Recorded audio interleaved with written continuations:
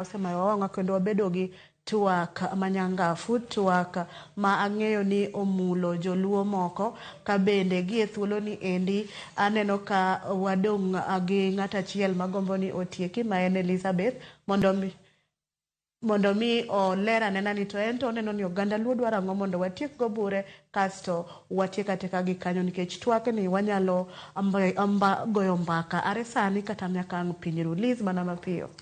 Oganda Luo dwaro true leadership. Weche agonya gi ok onego bedi. Oganda Luo dwaro leadership that will cut across each and every community.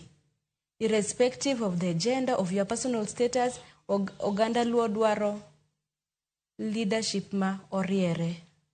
Okwado weche moba nikech a time is coming. Wasechopo 2027 wadoki yiero. Kaka un jotelo uboduoge ground. To an kaka raia abro penji ni inisetimo nwango for the past 5 years. Koro atemo jiwo jotendwa ni mondo wabeduru jomoriere. Leadership ma wachiwo, it has to cut across, it has to cut across people with disabilities. Mondo jowagi mondo oyud spaces in the government and in any other offices. Especially the caregivers. Ero kamana inya wacha chiel kende adana tieki. Oganda Luo dwaro telo.